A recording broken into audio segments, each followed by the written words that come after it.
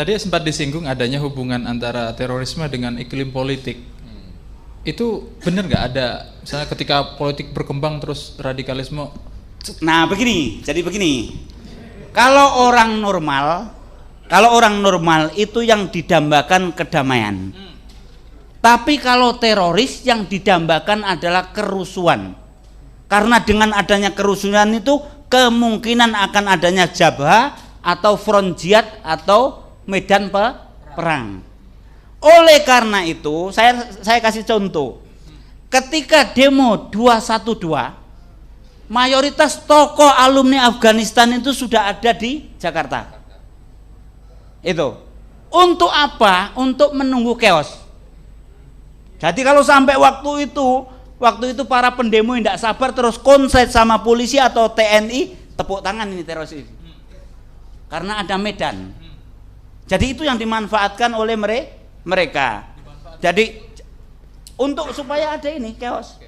Iya. Kalau untuk terjun ke politik nggak ada, sampai sekarang teroris nggak ada yang terjun ke dunia politik. Tapi ngompor-ngompori supaya nanti terbentuk bukan negara Islam dulu tapi chaos. Nah, ini juga harus kita sabar. Oleh karena itu begitu saya ditangkap pertama kali, saya sudah sampaikan ke Mabes Polri waktu itu yang nangkap saya, jangan sampai terjadi peristiwa Ambon sama Poso. Ini yang harus kita antisipasi. Perusuhan yang bernuansa sara inilah yang menyebabkan teroris ini tepuk tangan, dalam artian bahwa di situ ada medan jihad. Makanya jangan sampai, mohon kita bersabar. Lintas agama ayo kita bersabar, jangan sampai ada kerusuhan yang seperti itu. Nah, ini harus ditokoi oleh NU karena NU itu sudah dekat dengan semua agama. Gus Najib mungkin sebelum sebelum diakhiri forumnya, apa yang ingin disampaikan sebagai kata penutup? Baik, terima kasih. Di Suriah merajalelanya intoleransi, radikalisme dan teroris yang berkembang di Suriah menjelma menjadi bencana kemanusiaan. Nah, bencana kemanusiaan yang terjadi di Suriah jangan sampai menimpa negara kita.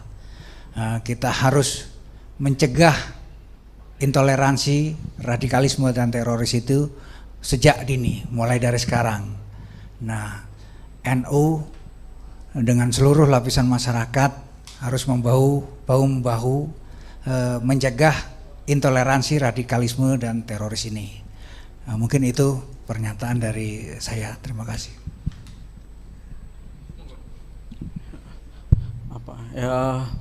Mungkin menguatkan saja. Saya pernah menulis bahwa ada Syrianisasi.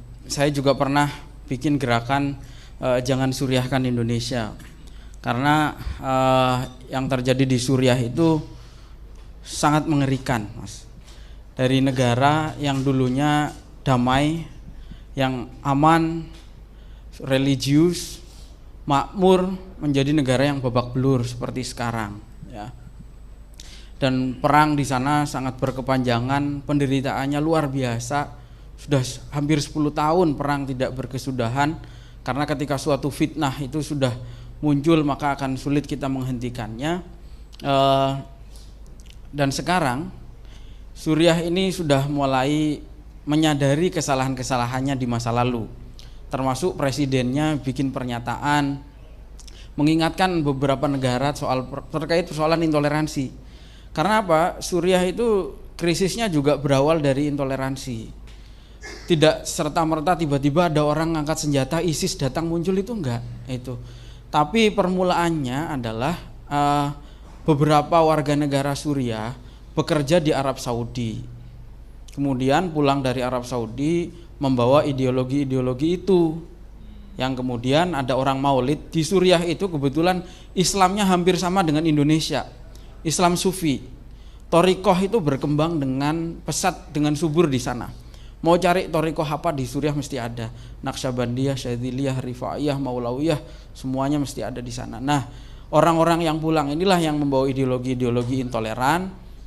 Ini yang pertama kali memunculkan gejala-gejala. Misalnya pernah waktu itu ada orang Maulid pulangnya dilempari batu dan seterusnya. Nah, kenapa harus kita antisipasi yang ini? Karena apa? Karena Bapak Ibu sekalian perlu ketahui, yang berjihad sebenarnya bukan berjihad lah, berjahat mungkin ya, bahasanya mojok.com itu kan bukan jihad tapi jahat.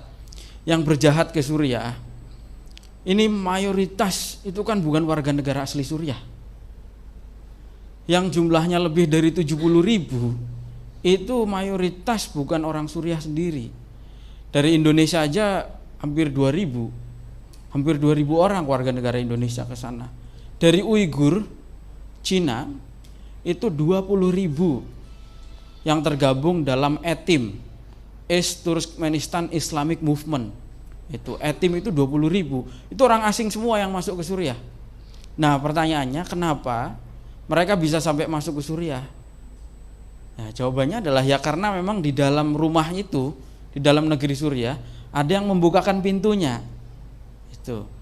Nah, yang menjadi sel-sel tidur di negara itu, ketika tadi yang dikatakan Pak Mas Salimron terjadi chaos, kemudian dengan chaos itu dinyatakan sebagai medan jihad, maka teroris-teroris dari banyak negara akan datang. Itu seperti itu. Jadi nah sudah 10 tahun lebih Suriah sudah lelah berperang itu. Dan sedangkan kita itu baru hampir memulai gitu. Ketika negara lain sudah lelah berperang, kita malah mau memulai gitu. Nah, ini menurut saya langkah-langkah ini yang mestinya harus diantisipasi oleh pemerintah. Pemerintah ini harus tegas. Wong pemerintah ini punya TNI, Polri, orang-orang yang bersenjata. Kenapa takut ngadepi mereka? Itu jangan. Saya salut dengan beberapa orang, termasuk yang samping saya ini, memang orangnya sudah enggak banyak pejabat itu, karena jabatan-jabatan mereka itu jabatan politik, jadi takut. Mau apa-apa mesti takut, ya kan? Takut dikecam sama DPR, takut dikecam sama kelompok tertentu yang lebih vokal. NU kan 90 juta tapi suaranya di media sosial kan kecil. Kalau ada apa-apa belum mampu membackup secara secara baik itu pejabat-pejabat itu. Padahal pejabat itu butuh backup politik, makanya harus. Nah, ini malah sekarang pejabat-pejabat kita membuat orang-orang kelompok moderat itu sibuk mengklarifikasi karena blunder-blundernya itu. Ada yang bilang Pancasila agama musuh Pancasila. Terus assalamualaikum harus diganti salam Pancasila. Terus persoalan kemiskinan harus diatasi dengan besanan dengan orang kaya. Nah, ini kita malah jadi sibuk mengklarifikasi karena terus soal isu pemulangan ISIS ya. Ini menurut saya jadi segenap elemen negara, baik itu pemerintah, masyarakat harus sinergi, karena ketika kita melakukan perjuangan ini ya hakikatnya kita sedang menjaga apa yang sudah diwariskan oleh para ulama kita. Karena lahirnya NKRI, Pancasila ini adalah ijtihad yang sah dari para ulama-ulama kita, sehingga al-ijtihad la yunqadu bil ijtihad.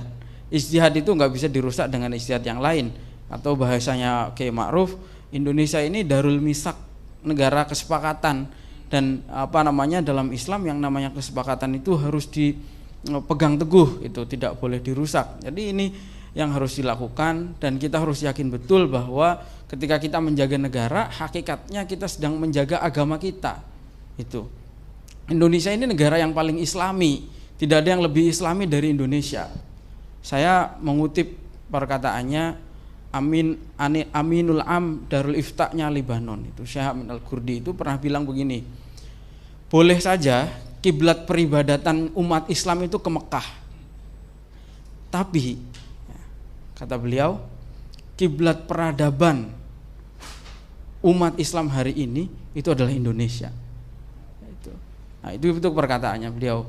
Makanya harus kita jaga Islam yang ala para ulama-ulama kita yang diwarisi dari Wali Songo. Hakikatnya ketika kita menjaga negara, kita juga sedang menjaga agama.